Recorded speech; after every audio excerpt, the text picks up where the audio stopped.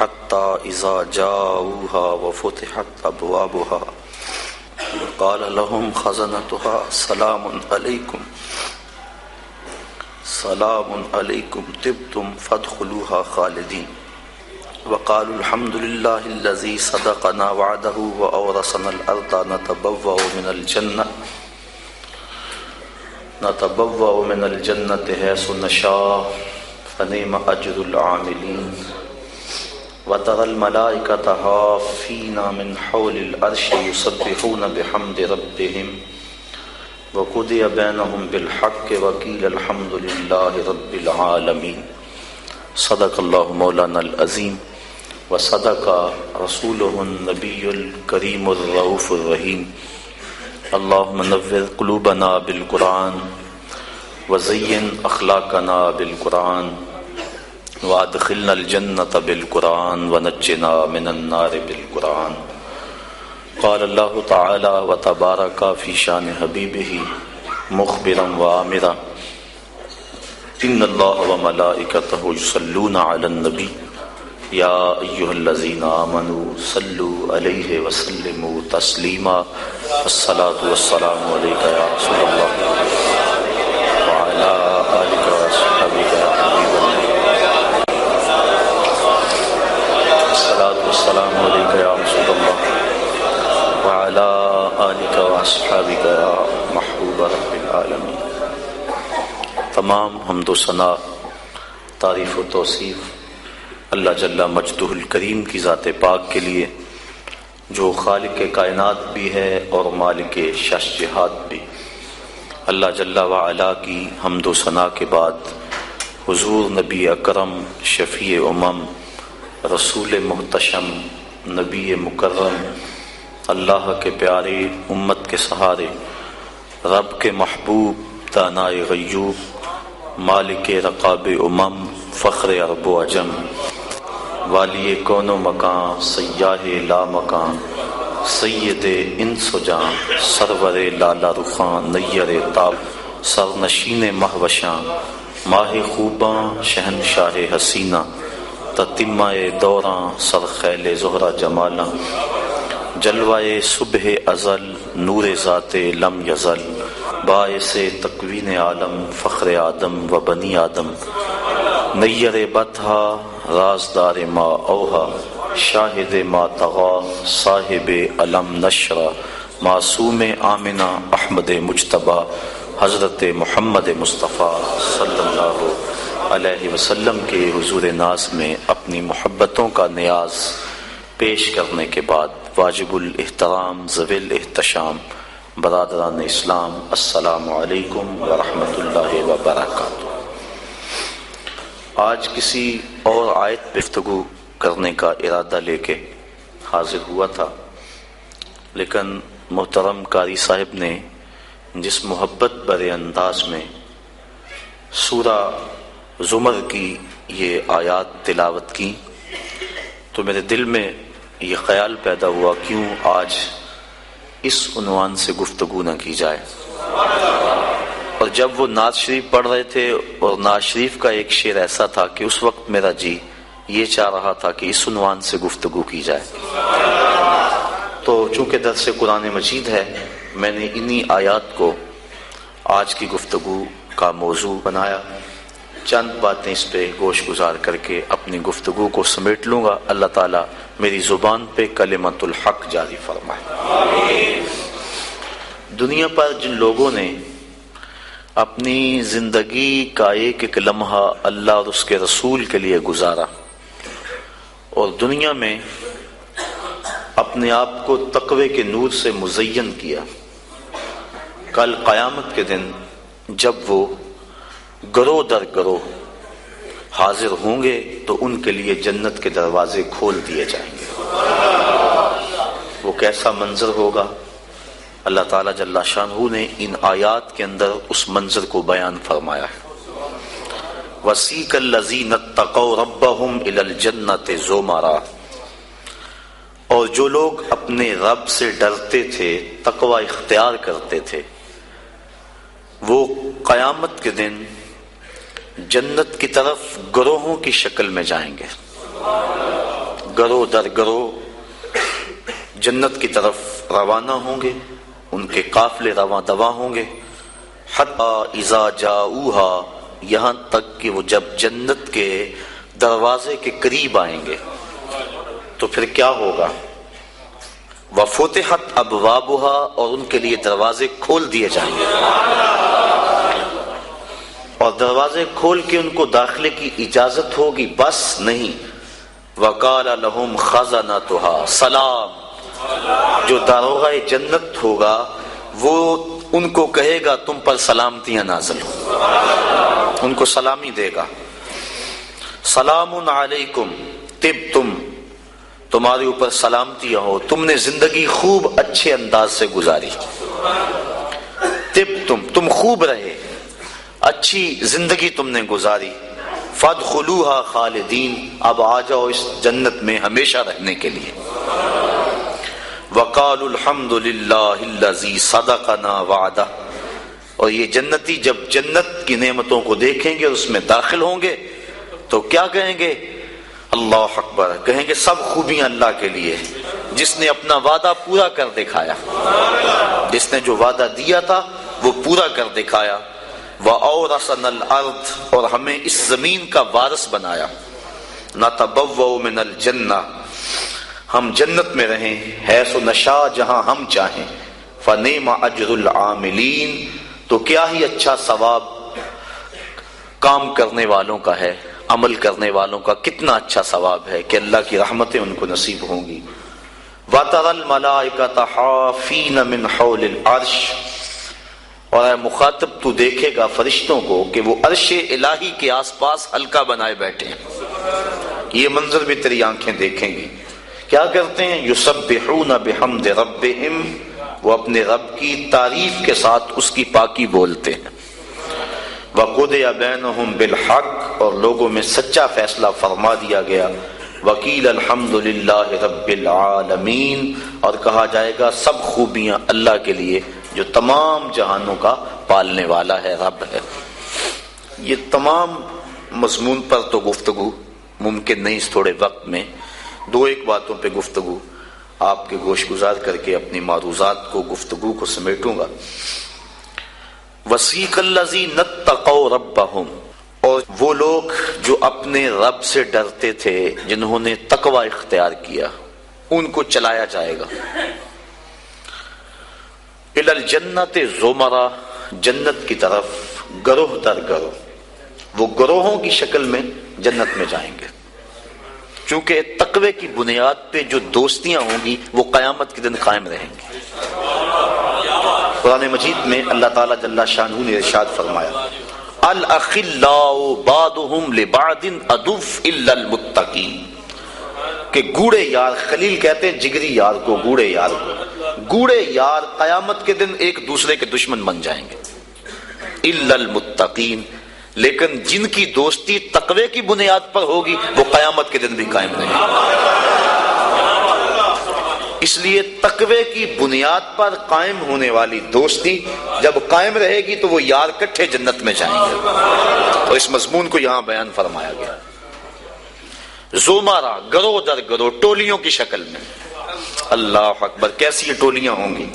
اہل محبت کی ٹولیاں ہوں گی، پیار والوں کی ٹولیاں ہوں گی، الفت والوں کی ٹولیاں ہوں گی، اللہ اکبر، حتی اذا جاؤہا وفتحت ابوابہا،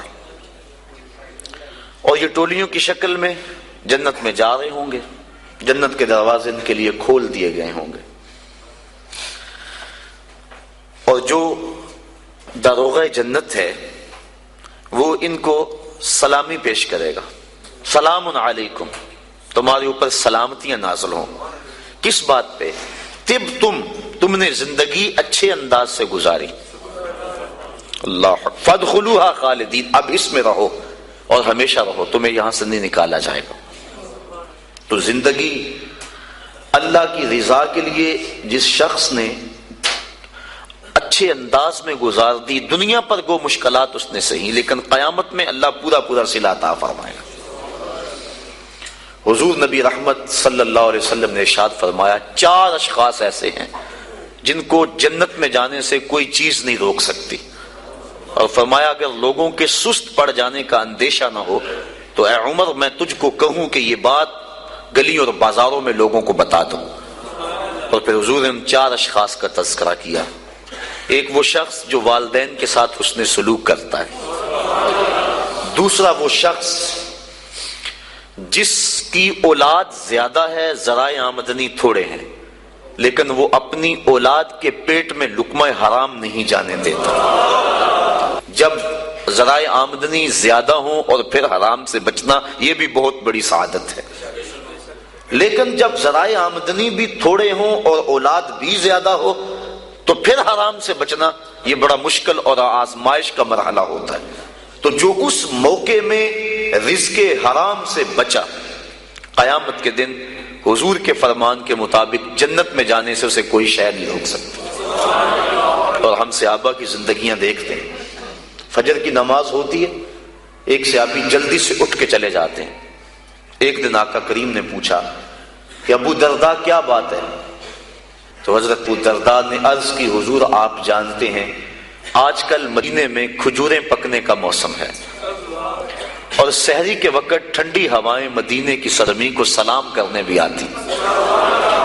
میرے ہمسائے کے صحن میں ایک اونچا لمبا درخت ہے کھجور کا جس کا جھکاؤ میرے گھر کی سمت ہے، اور جب ہوا چلتی ہے تو اس سے کھجوریں ٹوٹ کے میرے ویڑے میں گر پڑتی ہیں. میں جلدی جلدی اس لیے چلا جاتا ہوں کہ بچوں کے اٹھنے سے قبل وہ کھجوریں اٹھا کے ان کے گھر میں پھینک دو. کہیں ایسا نہ ہو کہ میرا بچہ کوئی کھجور اٹھا کے اپنے منہ میں ڈال لے. یہ صحابہ کا مزاج. اور ہماری سڑک سے گنے کی ٹرالی گزر کر تو دیکھے، ہم بچے کو شاباش دیتے ہیں کہ بڑا دلیر نکلا ہے. جس کو آج آپ حوصلہ افزائی کر رہے ہیں کل بڑا ہو کے ڈاکو بنے گا، کل بڑا ہو کے راہزن اور لٹیرا بنے گا.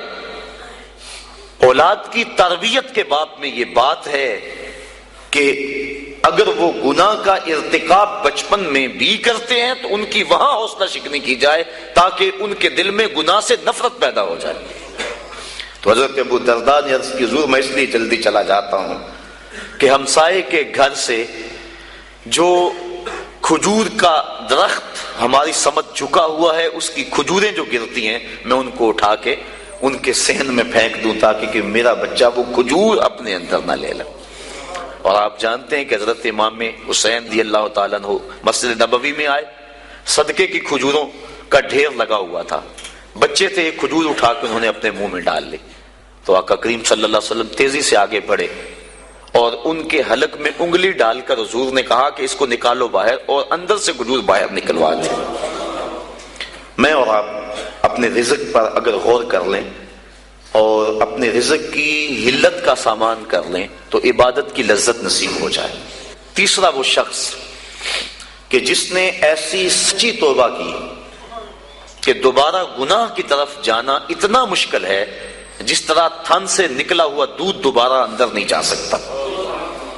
اور چوتھی وہ عورت جس نے اپنی ساری محبتیں اپنے خامد پہ نچھاور کر دی اور اس حال میں مری کہ اس کا خامد اس پہ راضی تھا. اس کو جنت میں جانے سے کوئی چیز نہیں روک سکتی.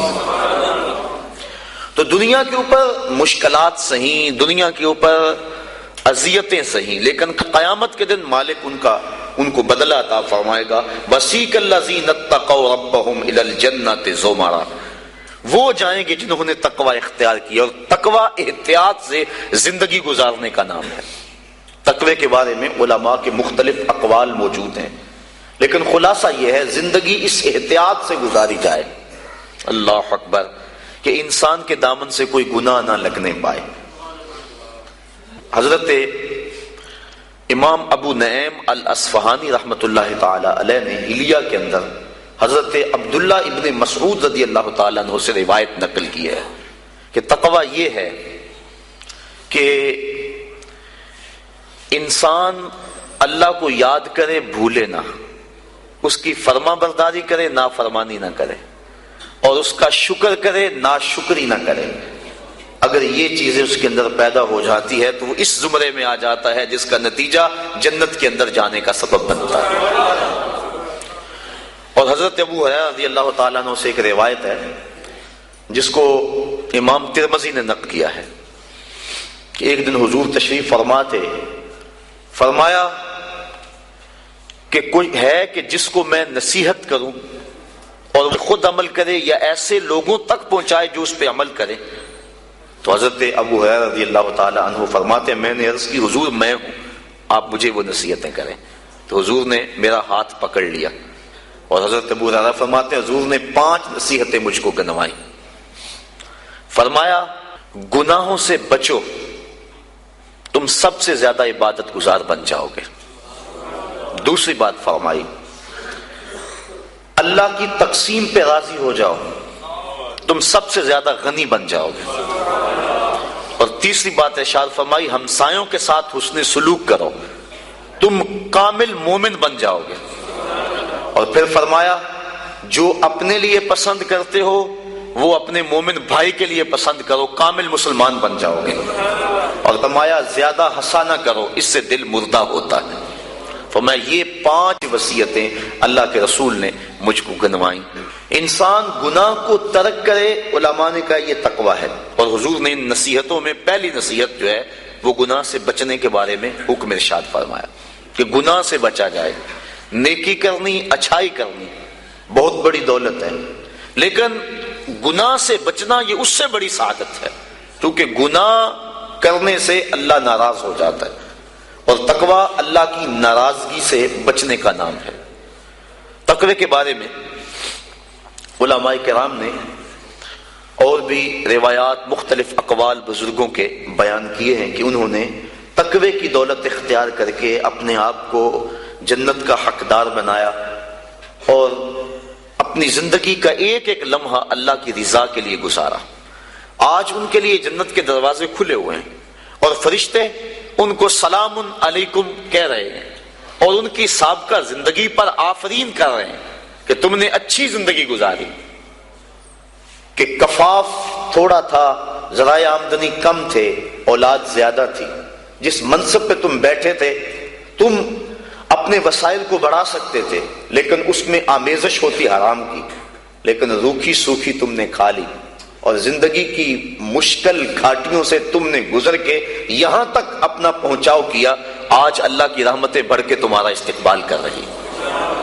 یہ ہے بڑا مشکل کام آج کل بالخصوص، جبکہ دوڑ لگی ہوئی ہے، ہر شخص ایک دوسرے سے آگے بڑھنے کی خواہش کے اندر حلال حرام کی تمیز چھوڑے ہوئے ہیں، اور بات کسی سے کرو تو ہر کوئی یہ کہتا ہے جی کیا کریں، پیٹ کے لیے لگے ہوئے ہیں۔ پیٹ تو 2 روٹیاں صبح مانگتا ہے، 2 شام کو مانگتا ہے، 2 دوپہر کو مانگتا ہے۔ پیٹ کا اتنا لمبا چوڑا مطالبہ نہیں ہے، صرف ہم 2 دنی 4 کے چکر میں پڑے ہوئے ہیں۔ جو بندہ جہاں ہے وہاں وہ راضی نہیں ہے۔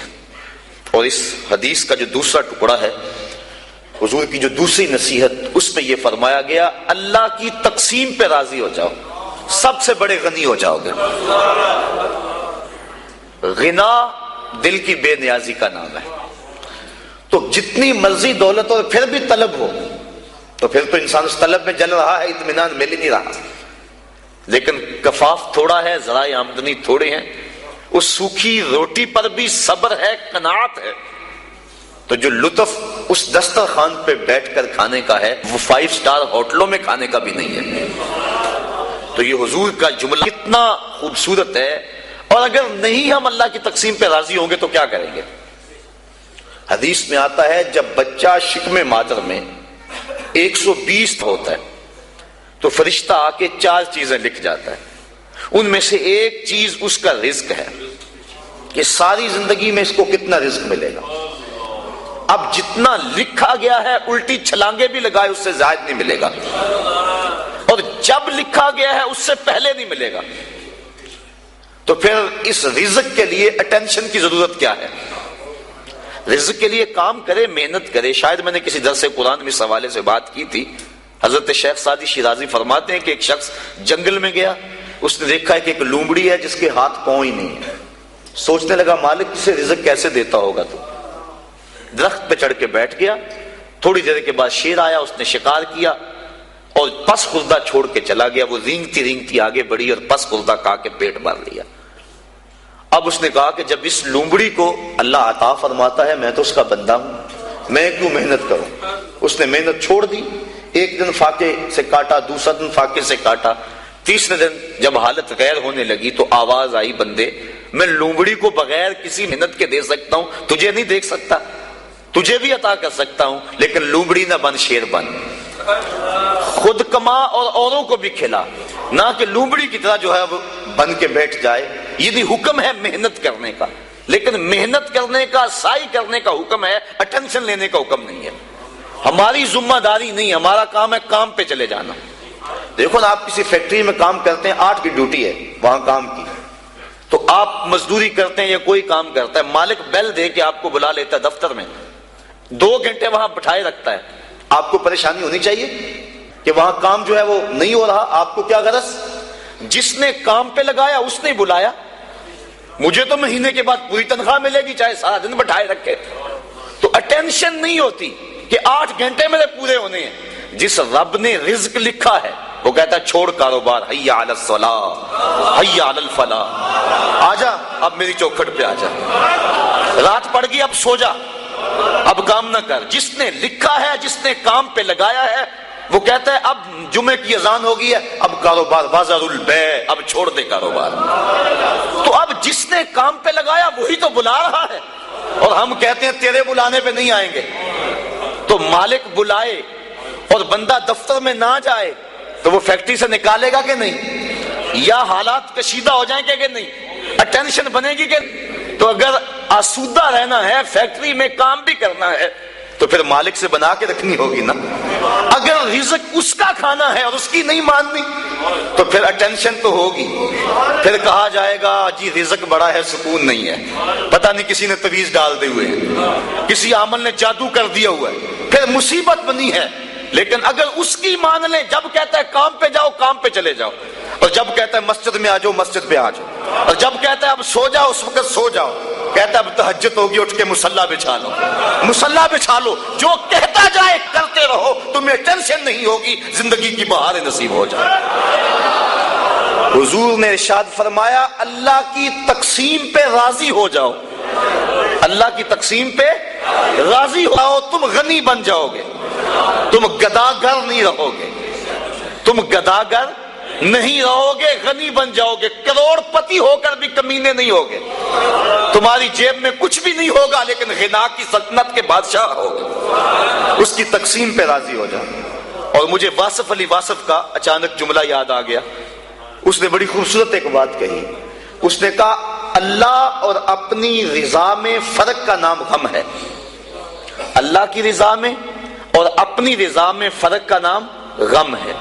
جو اللہ کی رضا ہے بندہ کہتا ہے نہیں یہ نہیں صحیح, تو غم بن گیا. تو جب بندہ اللہ کی رضا میں اپنی رضا گم کر لے تو پھر غم نہیں رہتا. جے سونا میرے دکھ وچ راضی تے میں سکھ نو چلے ڈاواں, پھر وہ اس حال کے اندر راضی ہو جاتا ہے, ان دکھوں کے اندر اسے لذت آتی ہے. وہ کہتا ہے میرا مالک مجھے یہاں رکھنا چاہتا ہے, میں آگے کیوں جاؤں. تو جہاں مالک کی مرضی ہے بندہ وہاں رہتا ہے.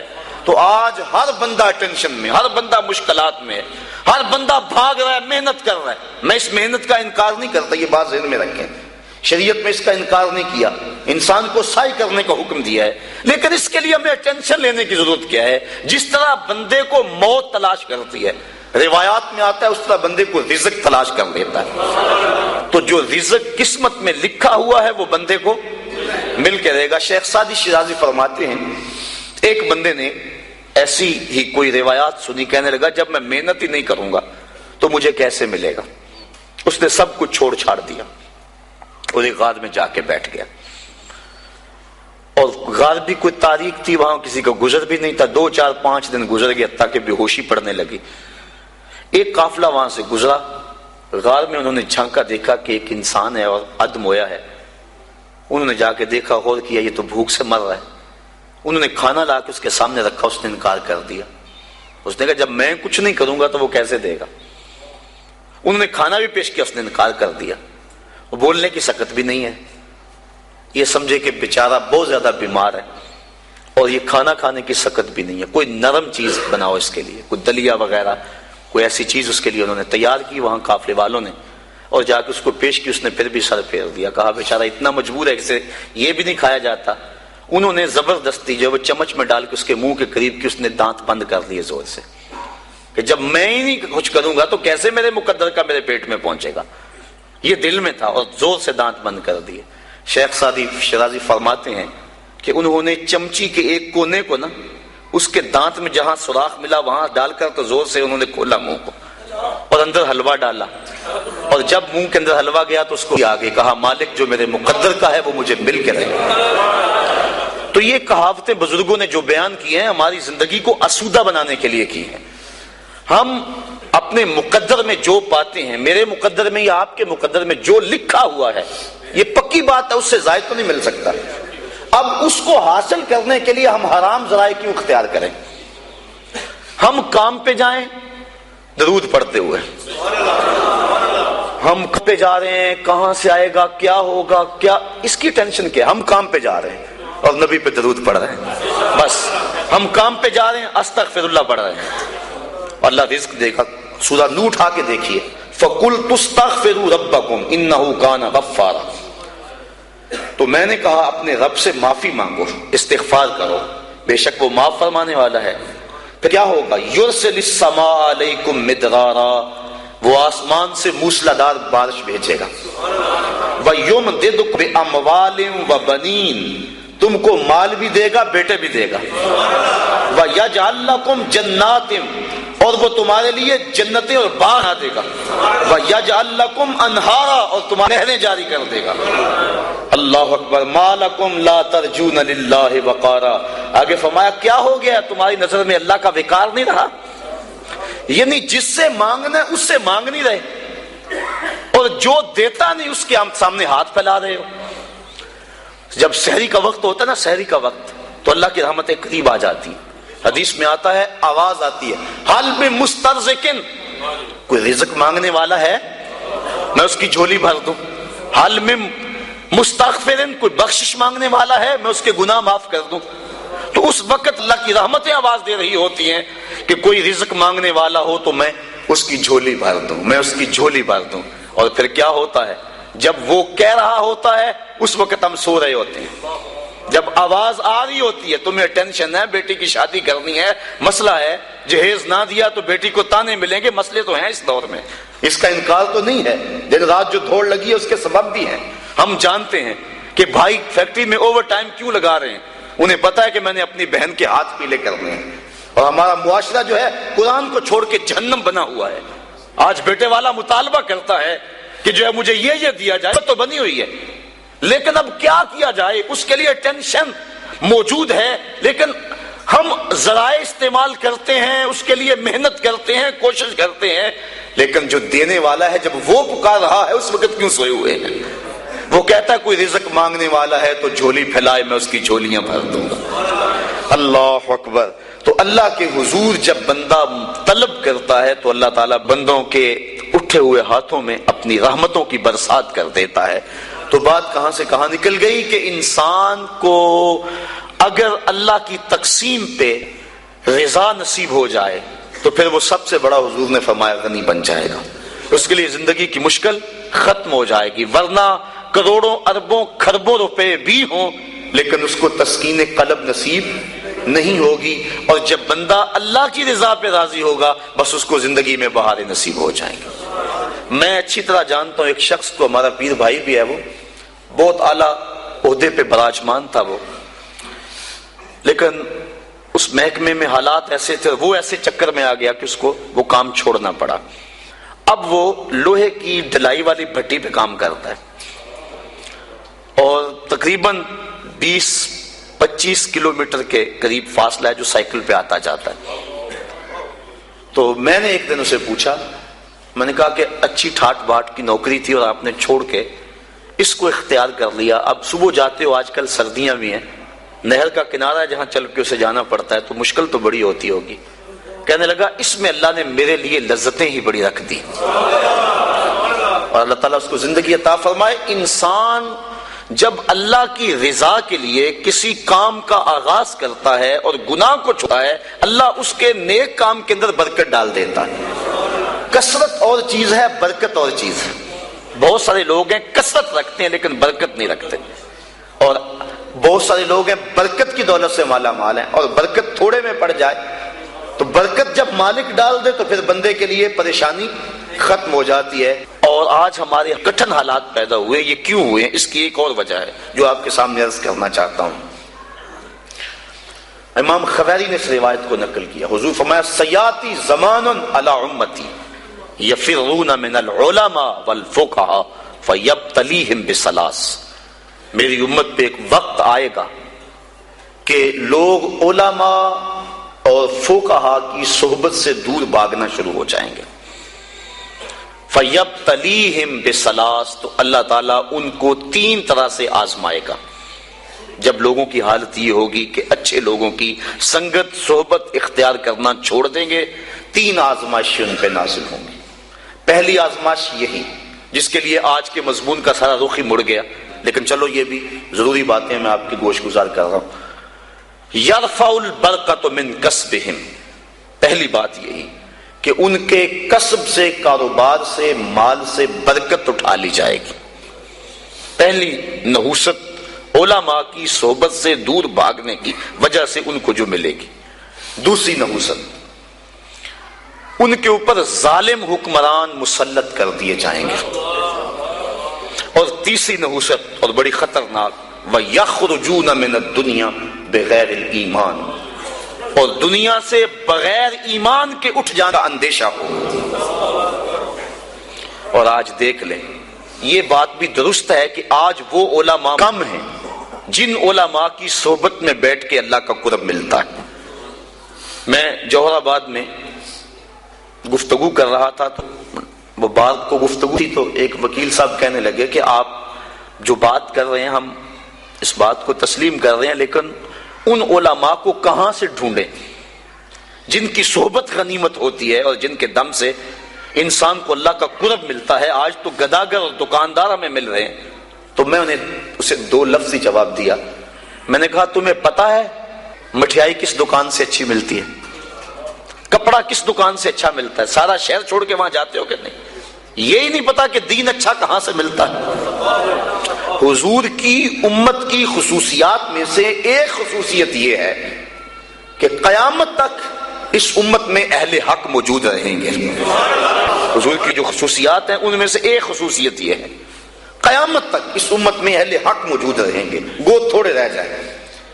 لیکن چونکہ ہم شیطان کے پھندے میں آ جاتے ہیں، اور کبھی ایسا نہیں ہوا کہ ایک دکاندار سے دھوکہ کھا لیں اور پھر دوبارہ کہیں کہ ہم کپڑے پہنتے ہی نہیں، ایک ہوٹل سے دھوکہ کھا لیں تو کہہ لیں ہم کھانا کھاتے ہی نہیں۔ یہ سارے فراڈی ہوتے ہیں۔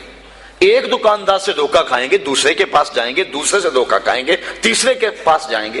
لیکن یہاں کیا ہوتا ہے، ہم کسی ایسے شخص کے پاس چلے جاتے ہیں جو دین کے نام پہ کاروبار کر رہا ہوتا ہے، اور پھر جب اس سے ہم ڈسے جاتے ہیں ہم سارے طبقے سے بدزن ہو جاتے ہیں۔ شاید ہم دین کو اتنی ضرورت نہیں سمجھتے جتنی کپڑے کو سمجھتے ہیں، جتنی کھانے کو سمجھتے ہیں۔ 100 جگہ سے بھی دھوکہ کھائیں ہم سمجھتے ہیں کپڑا تو پہننا ہے، کوئی اور دکان تلاش کر لو۔ تو اگر دین کو بھی ضرورت سمجھا جائے 100 مرتبہ بھی دھوکہ کھاؤ پھر بھی تلاش میں رہو، کوئی تو صاحب حق ملے گا ہی نا۔ اور پھر تم نے دھوکہ بھی تو اللہ کے نام پہ کھایا ہے نا۔ حضرت عمر فاروق رضی اللہ تعالیٰ عنہ جو غلام لمبی نمازیں پڑھتا تھا اس کو آزاد کر دیتے تھے کہ یہ لمبی نمازیں پڑھ رہا ہے۔ غلاموں کو پتہ چل گیا، جو ان کی ملک میں غلام آتے وہ لمبی لمبی نمازیں ان کے سامنے پڑھتے اور آپ ان کو آزاد کر دیتے۔ کسی نے کہا کہ تم نہیں جانتے کہ یہ دکھاوے کی نمازیں پڑھتے ہیں، یہ تمہیں دھوکہ دیتے ہیں؟ حضرت عمر فاروق نے فرمایا اللہ کے نام پہ دیتے ہیں نا، میں 100 بار یہ دھوکہ کھانے کے لیے تیار ہوں۔ تو اگر وہ لوگ جو چائے کی پیالی پہ دین بیچیں، وہ لوگ بھی منبر و محراب پہ براجماں ہیں، وہ بھی لوگ تو موجود ہیں جو تاج شاہی کو ٹھوکر بھی نہیں مارتے۔ بستے ہیں کچھ ایسے پراگندہ تباہ لوگ بھی، افسوس کہ تمہیں میر سے صحبت نہیں رہی۔ وہ لوگ جن سے مل کے زندگی سے عشق ہو جائے آپ نے شاید نہ دیکھے ہوں مگر ایسے بھی ہیں۔ حضور نے ارشاد فرمایا خیار امتی العلماء وشرار امتی العلماء، میری امت کے بدترین لوگ بھی علماء ہیں اور میری امت کے بہترین لوگ بھی علماء ہیں۔ تو اگر بہترین لوگ امت کے تلاش کرنے ہوں تو وہ بھی اسی طبقے سے ملیں گے، وہ کسی اور جگہ سے نہیں ملیں گے۔ اور اگر بدترین لوگ وہ بھی اس طبقے میں موجود ہیں، ہم بدترین کو دیکھتے ہیں پھر اس طبقے سے بدزن ہو جائے، اور نتیجہ کیا کہ ہم آہستہ آہستہ اس جگہ پہ پہنچ جاتے ہیں کہ علماء کی صحبت سے نفرت شروع ہو گئی، جس کے نتیجے کے اندر یہ 3 مصیبتیں ہمارے اوپر نازل ہوئی۔ پہلی مصیبت یرفع البرکۃ من کسبہم، رزق سے برکت اٹھا لی گئی، اور دوسری بات کہ ظالم حکمران مسلط کر دیے گئے، اور تیسرا دنیا سے بغیر ایمان کے چلے جانے کا اندیشہ پیدا ہوا۔ اور آج ہے نہیں، لوگ بیرون ملک جانے کے لیے مرزائی لکھ رہے ہیں، کتنے لوگ ہیں ایسے؟ ایمان کا سودا کرنا تو بڑا آسان ہو گیا اس دور کے اندر، چائے کی پیالی پہ لوگ دین بیچ رہے ہیں، کیا کچھ نہیں ہو رہا ہے۔ اللہ اکبر۔ حضور نے توبہ توبہ، حضور نے نشاندہی کی تھی کہ آدمی صبح کو مومن ہوگا اور شام کو کافر ہوگا، یصبح مومنا ویمسی کافرا، صبح مومن ہوگا شام کو کافر ہوگا، اور پھر فرمایا شام کو مومن ہوگا صبح کو کافر ہوگا۔ لا يبقى من الاسلام الا اسمه ولا يبقى من القرآن الا رسمه مساجدهم عامرة وهي خراب من الهدى۔ وقت آئے گا کہ قرآن صرف رسم کے طور پہ پڑھا جائے گا، اسلام صرف نام کا رہ جائے گا، مسجدیں زیب و زینت کے لحاظ سے تو آباد ہوں گی لیکن ہدایت کے نور سے خالی ہوں گی۔ جس دور کی نشاندہی کی گئی تھی، کیا وہ اب دور موجود نہیں ہے؟ امام غزالی فرماتے ہیں جس دور کی نشاندہی اللہ کے رسول نے کی ہے، آج سے صدیوں قبل امام غزالی ہوئے ہیں، فرماتے ہیں وہ میرا دور ہے۔ امام غزالی فرماتے ہیں جس دور فتنہ کی نشاندہی حضور نے کی ہے وہ میرا دور ہے، اور یہ دور جس سے ہم گزر رہے ہیں یہ دور کیسا ہے؟ آج کیا ہو رہا ہے؟ حدود اللہ کو پامال نہیں کیا جا رہا، اسمبلیوں کے گنڈے اور بدماش اللہ کی حدود کو توڑ نہیں رہے، ان کو کون روکنے والا ہے؟ نہ ممبر سے آواز اٹھ رہی ہے، نہ محراب سے آواز اٹھ رہی ہے، حجرہ نشین بھی تسبیح پھیر رہے ہیں۔ حضرت داتا گنج بخش علی اجمیری کشف الماجوب میں لکھتے ہیں کہ حضرت ابو اسحاق اسفرائینی جنگل میں گئے تو وہاں دیکھا کچھ صوفی گھاس کھا کھا کے گزارا کر رہے ہیں، گھاس کھا لیتے ہیں، اللہ اللہ کرتے ہیں۔ تو امام ابو اسحاق اسفرائینی جلال میں آگے فرمایا آکلۃ الحشیش ہا ہونا انتم وامت محمد فی الفتن، تم یہاں گھاس کھاتے پھرتے ہو اور نبی کی امت فتنے میں مبتلا ہے۔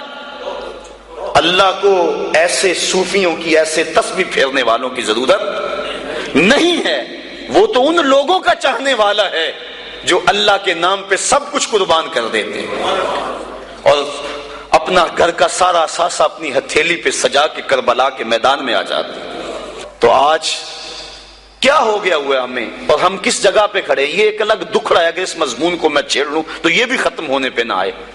آج امت جس مشکل حالات میں کھڑی ہے، اور پوری دنیا کے مسلمان جہاں کھڑے ہیں، آج کسی سے مخفی نہیں، اور ہمارے حکمران کیا کر رہے ہیں، اور جو ذمہ دار لوگ ہیں جن کو اسلام کے نام پہ ہم نے ووٹ دیے تھے اور اسمبلیوں میں بٹھایا تھا کہ تم اسلام کی آواز کو دبنے نہیں دینا، وہ کیا کر رہے ہیں کس سے بھی مخفی نہیں ہے۔ الفاظ کے پردے میں جن سے مخاطب ہوں وہ جان گئے ہوں گے کیوں نام لیا جائے۔ سب کو پتہ ہے کہ آج کیا ہو رہا ہے اور کیسی سودے بازی ہو رہی ہے، اور لوگ دین کو بیچ رہے ہیں، سرے ممبر بیچ رہے ہیں، اپنا دین ایمان بیچا جا رہا ہے۔ تو یہ قرب قیامت کی نشانیاں ہیں۔ تو آج وہی بچے گا جو اللہ کی کتاب قرآن مجید کے ساتھ لگ جائے گا۔ اچھے لوگ تلاش کرے، ضرورت ہے ہماری تلاش کرنا۔ اگر اچھے لوگ کم ہو گئے تو ہم کہتے ہیں چلو نہیں تو نہ سے، یہ ہم کیسے کہہ سکتے ہیں جبکہ ہماری ضرورت ہے؟ ہم جگہ جگہ سے ڈنک کھائیں، جگہ جگہ سے ڈسے جائیں، ان اچھے لوگوں تک پہنچنے کی کوشش کریں۔ یہ دنیا چکی ہے، اور اس کے دو پڑوں کے نیچے جو بھی آ گیا وہ کچلا جائے گا، بچے گا وہی جو کلی کے ساتھ لگ کے رہے گا۔ تو ہم نے اس کلی کو تلاش کرنا ہے، وہ کہاں ہے؟ ہم کہتے ہیں کوئی بات نہیں، ہم کیا کریں جی؟ نہیں، قیامت کے دن پوچھ کاروبار کا پتہ ہے ہمیں، کہاں نفع ہے کہاں نقصان ہے، کہاں سودا دینا ہے کہاں نہیں دینا ہے، کہاں کس منڈی سے 2 نمبر مال ملتا ہے کہاں سے 1 نمبر مال ملتا ہے، ہمیں سب پتہ ہے۔ دنیا کا سارا شعور اور فہم و ادراک ہم رکھتے ہیں، اور یہاں آ کر ہم بولے بن جاتے ہیں جی ہمیں کیا کریں، ہمیں تو کوئی صحیح ملا ہی نہیں گا، تم ڈھونڈو تو صحیح۔ ایسے لوگوں کو تلاش تو کرو، در در کی خاک تو چھانو، ایک دن وہ ملیں گے جن کے ملنے سے زندگی پیاری لگنے لگ جائے گی، جن کی قربت میں بیٹھ کے اللہ یاد آئے گا، اور جن کی صحبت تمہیں مالک کے قریب کر دے گی اور گناہوں سے خود بخود نفرت کرنے لگ جاؤ۔ تو ایسے لوگوں کو تلاش کریں، ایسے لوگوں کی قربت میں بیٹھیں۔ تو مضمون اور سمجھ چلا گیا اور یہ باتیں ضروری بھی تھیں۔ بہرحال وسیق الذین اتقوا ربهم الی الجنۃ زمرا، وہ لوگ جنہوں نے تقوی اختیار کیا وہ جنت کی طرف جو ہے وہ گروہوں کی شکل میں جائیں گے۔ یہ ان لوگ جنہوں نے تقوی اختیار کیا۔ اللہ اکبر۔ اور تقوی کیا ہے؟ گناہوں سے قلبی نفرت کا نام ہے۔ حضرت شیخ جہانگیر سمنانی رحمۃ اللہ تعالی علیہ فرماتے ہیں، آپ فرماتے ہیں تقوی یہ ہے کہ نیکی کرنے کے باوجود بھی ڈرتا رہے، پتہ نہیں میری نیکی بھی قبول ہوئی ہے کہ نہیں، یہ تقوی ہے۔ حضرت علی المرتضیٰ فرماتے ہیں کہ اپنی عبادات پر اعتماد نہ کرنا تقوی ہے۔ اور حضرت عمر فاروق کا عمل ہمارے سامنے موجود ہے کہ عید کے دن رو رہے تھے، چھوٹی عید کے دن۔ اس نے پوچھا آج تو ہر کوئی خوش ہے اور آپ رو رہے ہیں؟ کہا مجھے نہیں پتا کہ میرے روزے قبول ہوئے ہیں یا کہ نہیں، اگر قبول ہوئے تو پھر میرے لیے خوشی کی بات، اور اگر قبول نہیں ہوئے تو میرے منہ پہ مارے گئے، اس لیے میں چونکہ قطعاً جانتا نہیں اس لیے رو رہا ہوں کہ پتہ نہیں میں کن لوگوں میں سے ہوں۔ حضرت بایزید بستامی سے کسی بڑھیا نے پوچھا تھا، حضرت ایک مسئلہ تو بتاؤ۔ پوچھا کیا؟ کہا میرے گدھے کی دم اچھی ہے یا آپ کی داڑھی اچھی ہے؟ ہائے مجھے کوئی یہ مسئلہ پوچھ کے تو دیکھے پھر جائے کہاں۔ بایزید بستامی سے بڑھیا نے پوچھا آپ کی داڑھی اچھی یا میرے گدھے کی دم اچھی؟ ناراض نہیں ہوئے، بگڑے نہیں، کو آنسو ڈھگے۔ کہا تیرے سوال کا جواب فی الحال میرے پاس نہیں ہے، جب میں مر جاؤں گا تو پھر میرے پاس جواب ہوگا، پھر تو مجھے کیسے مل پائے گی۔ بایزید بستامی کا انتقال ہو گیا، بڑھیا کے خواب میں آئے۔ کہا حضرت میرا سوال اسی جگہ پہ کھڑا ہے۔ کہا اللہ کا شکر ہے میری داڑھی تیرے گدھے کی دم سے ہزاروں درجے بہتر ہے، چونکہ میرا خاتمہ ایمان پہ ہو گیا۔ تو جب تک یقین نہیں ہو جاتا کہ میں کن لوگوں میں ہوں اتنی دیر تک یہ ظاہر انسان کا اندر بے چین رہتا ہے۔ بڑے سخت معاملے ہیں آخرت کے۔ آج ہمیں نعت خواں بھی کہہ رہے ہیں کہ مجھے دیکھ کے جہنم کو پسینہ آئے، یہ تو منہ میں طوطی بولتا ہے، جو مرضی کہتا پھرے۔ یہ تو کل قیامت کے دن پتا چلے گا کہ پسینہ کس کو آتا ہے۔ رسول کریم بھی جس جہنم سے پناہ مانگے، کبھی جنت کا تمایا جاتا ہے، ہو رے تو کیڑی جنت کا کرنا ہے تذکرہ، اسی جنت کا رسول اللہ ہاتھ اٹھا کے مانگتے لگے، اسی جنت کا تذکرہ کر رہے ہیں جس کے لیے حضور کا اشتیاق تھا، اسی جنت کی آرزو کر رہے ہیں جس کے لیے حضور نے فرمایا جب اللہ سے مانگو تو جنت فردوس مانگو۔ تو آج دلیری دی جا رہی ہے، آج پیر بیعت کرنے کے بعد جنت کا پرمٹ دے دیتا ہے۔ آؤ میں پیروں کے پیر کی کہانی سناؤں آپ کو۔ حضرت شیخ سعدی شیرازی فرماتے ہیں کہ ایک بندہ مطاف میں کنکروں کے اوپر پیشانی رکھ کے زاروں کے تار ہو رہا ہے اور کیا کہتا ہے، اے اللہ مجھے معاف کر دے، نہیں تو قیامت کے دن اندھا اٹھانا، میں تیرا کیا تیرے بندوں کا سامنا بھی نہیں کر سکتا۔ اتنے درد سے روتا ہے کہ لوگ اپنی دعائیں چھوڑ کے اس کے لیے دعا کرتے ہیں۔ جن لوگوں نے حج کیا یا عمرہ کیا انہیں اس کا تجربہ ہوگا۔ کچھ لوگ اتنے درد سے روتے ہیں کہ بندہ اپنی دعائیں بھول کے ان کے لیے لگ جاتا ہے۔ مجھے تو جس سال جانا نصیب ہوا تھا تو ان دنوں کے اندر فلسطین کی جنگ پورے زور پہ تھی اور کعبۃ اللہ کی غربی دیوار کے ساتھ فلسطین کے مرد و زن لپٹ کے رویا کرتے تھے، اور جب وہاں ہمارا چکر آتا تھا فقط طوطے اڑ جاتے اور اپنی دعائیں بھول جاتی اور اللہ کی بارگاہ میں عرض کرتے مالک فلسطین کو آزادی دے دے۔ یہ کسی کا باپ اس کے سامنے کٹا ہوگا، کسی کی گود سے اس کا لال چھین کر قتل کیا ہوگا، کسی کا بھائی اس کے سامنے ذبح کیا ہوگا، یہ اللہ کی باندیاں اور اللہ کے بندے اللہ کے حضور دکھڑا سنا رہے ہیں۔ تو انسان اپنی دعائیں چھوڑ کے ان کے لیے دعائیں کرنے لگ جاتا۔ فلسطین کی آزادی کے لیے دل تڑپتا، پھر کشمیر کی طرف، آذربائیجان کی طرف، کابل و قندھار کی طرف، دشت لیلا کی طرف اور قلعہ جنگی اور تورا بورا کی طرف اور موصل و تقرید کی طرف اور کوفہ و بغداد کی طرف انسان کا دل جاتا کہ وہاں کیا کچھ ہو رہا ہے، اور انسان اپنی دعائیں چھوڑ کے امت کے لیے رونے لگ جاتا ہے۔ تو وہ اتنے درد سے روتا ہے کہ لوگ اپنی دعائیں چھوڑ کے اس کے لیے کہتے ہیں یا اللہ اس بیچارے کو معاف کر دے۔ ایک بندہ تو چھوڑ چھاڑ کے کھڑا ہی اس کے سامنے قریب کھڑا ہو گیا اور کہتا ہے مالک اسے معاف کر دے، مالک اسے معاف کر دے۔ کافی دیر کے بعد وہ شخص جو روتا تھا اٹھ کے جانے لگا۔ اس کو تجسس تھا کہ میں دیکھوں تو صحیح یہ کون ہے اور اس کو تسلی بھی دوں کہ اللہ بڑا کریم ہے، تجھے معاف کر دے گا۔ جب اس نے جھک کے جھانک کر دیکھنا چاہا تو چیخیں نکل گئیں۔ کیوں کہ فائزہ ہوا شیخ عبد القادر جیلانی. یہ زاروں کے تار رونے والا وقت کا غوث شیخ عبد القادر جیلانی. حضرت سری سختی رضی اللہ تعالیٰ عنہ نے جنید بغدادی کو بلایا. حضرت جنید بغدادی کے وہ ماموں بھی لگتے ہیں رشتے میں اور پیر بھی لگتے ہیں. یہ پیر مرید کی کہانی سنا رہا. آج کا پیر تو گارنٹی دے رہا ہے نا. اللہ اکبر. حضور تو حضرت ربیہ کو بھی جنت کی بشارت دیں اور ساتھ کہیں حضرت سجود سے میری مدد کرنا. اور پیر کہتا تجھے پرواہ ہی نہیں ہے. آؤ اس پیر مرید کی کہانی سنا رہا ہوں. حضرت جنید بغدادی فرماتے ہیں میرے ماموں نے تنہائی میں مجھے بلایا اور مجھے وصیتیں کی. جب ایک وصیت کی تو میرے پاؤں تلے سے زمین نکل گئی. کہنے لگے بیٹا جب میں مر جاؤں تو میری قبر بغداد سے باہر بنانا. میں نے پوچھا حضور کیوں؟ فرمانے لگے میری بدعمالیوں کی وجہ سے کہیں بغداد کی مٹی میری لاش کو قبول کرنے سے انکار نہ کر دے اور میں لوگوں کے سامنے رسوا نہ ہو جاؤں.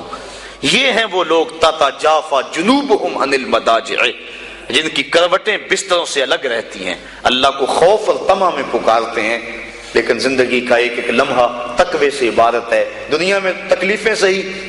حضرت امام جعفر صادق ساری زندگی ٹھنڈا پانی نہیں پیا. فرماتے تھے کیا خبر کہ اس کے حساب میں چکرا جاؤں. اور آپ کے مریدین بیٹھے ہوئے ہیں، آپ بھی بیٹھے ہوئے ہیں، لوگ بیٹھے ہیں. کہا یار آج ایک دوسرے سے وعدہ نہ کر لیں. کہا کیا؟ کہا ہم میں سے جو بھی جنت میں جائے وہ دوسروں کو ساتھ لے کے جائے. غلاموں نے کہا حضور ہم آپ سے وعدہ کریں، ہم تو آپ کے سہارے پہ بیٹھے ہوئے ہیں. کہا تم نہیں جانتے آخرت کے معاملے بڑے سخت ہیں. یہ امام جعفر صادق کہہ رہے ہیں، یہ ان کی زندگی ہے. تو ذرا دیکھیے یہ تقوی ہے، یہ خشیت ہے. اور ٹھنڈے پانی سے بھی گریز کر رہے ہیں. 3 چیزوں کا حساب نہیں ہوگا قیامت کے دن. ضرورت کے وقت کھانا پینا، اور ستر عورت کے لیے کپڑا لباس، اور ضرورت کا مکان. ان 3 چیزوں کا حساب نہیں ہوگا. اس کے علاوہ جو بھی نعمت اللہ نے دی ہے ثم لتسألن یومئذ عن النعیم، اللہ قرآن میں کہتا ہے ہر نعمت کے بارے میں پوچھا جائے گا. تو صاحبو جن لوگوں نے اس بات کا خیال رکھا کہ ہمارے رب نے ہمیں پوچھنا ہے اور ایک ایک بات کا ہم نے جواب دینا ہے، یہ بات درست ہے کہ اللہ اپنے فضل سے معاف کرے گا. لیکن سحری کے وقت اٹھ کے سسکیاں بھرنے والا اور رات شراب خانے میں گزارنے والا کیا آپ کے دن ایک صف میں کھڑے کر دیے جائیں گے؟ یہ کیسے ہوگا؟ غریبوں کا خون چوسنے والا، بیوہ اور یتیموں کا مال لو والا، اور رات کی تنہائی میں ان کی مدد کرنے والا کیا ایک صف میں کھڑے کر دیے جائیں گے؟ ایسا کیسے ہو سکتا ہے؟ تو صاحب وہ تقویٰ ہے کہ انسان اپنی زندگی کے ایک ایک قدم کو بچا بچا کے رکھے کہ میں اللہ کی ناراضگی سے بچ جاؤں. اور دنیا کو اس نے مشکلات میں ڈال دیا. آج کہتے ہیں دین پہ عمل کرنا بڑا مشکل ہے.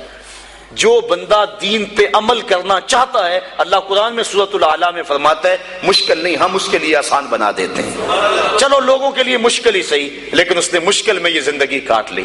اور دنیا ہے بھی، دنیا سجن المومن، مومن کے لیے ہے بھی قید خانہ. لیکن جب قید سے چھوٹا پھر کیا ہوا؟ اللہ کی رحمتیں بڑھ کے اس کا استقبال کر رہی ہیں. پھر گروہوں کے اندر وہ جنت میں جائیں گے اور فرشتے کہیں گے سلام ہو تمہیں کہ تم نے زندگی اچھے ڈھب سے گزاری ہے، اب جنت میں آ جاؤ، تم اس جنت سے کوئی نکالنے والا نہیں ہے. اور وہ کہیں گے اللہ تیری تعریفیں اور تیری خوبیاں، تو نے جو وعدہ کیا تھا آج واقعی تو نے سچا کر دکھایا ہے. اور پھر جنت میں ان کو گوناگو نعمتیں دی جائیں گی. اور جنت میں مائے معین ہوگا، حوض کوثر ہوگا، سلسبیل ہوگا. کبھی وہ حوروں سے جام پیئیں گے، کبھی وہ غلمانوں سے جام پیئیں گے. لذت تو بڑی ہوگی، لیکن ایک لذت کی کہانی اللہ نے قرآن میں سنائی. ہمیں ایک وقت ایسا بھی پھر آئے گا وَسَقَاهُمْ رَبُّهُمْ شَرَابًا طَهُورًا، ان کا رب انہیں خود شراب طہور پلائے گا کہ تم نے میرے لیے چھوڑا، دنیا کی شراب تو نہیں پی لو، میرے دستور سے شراب پیو. تو وَسَقَاهُمْ رَبُّهُمْ، نہ حوروں کے ہاتھوں سے، نہ غلمانوں کے ہاتھوں سے، نہ کسی اور کے ہاتھوں سے. وَسَقَاهُمْ رَبُّهُمْ. پھر دنیا کی تکلیفیں یاد رہیں گی جب مالک شراب طہور پلا رہا ہوگا. تو یہ ہے زندگی. اپنی زندگی کو اس ڈھب سے گزاریں، آخرت کی زندگی بہتر ہو جائے جو نہ ختم ہونے والی ہے. کار ما آخر شدو آخر زما کار نشد، مشتخا کے ما غبارے کوچائے یار نشد، و آخر دعوانا ان الحمدللہ رب العالمین.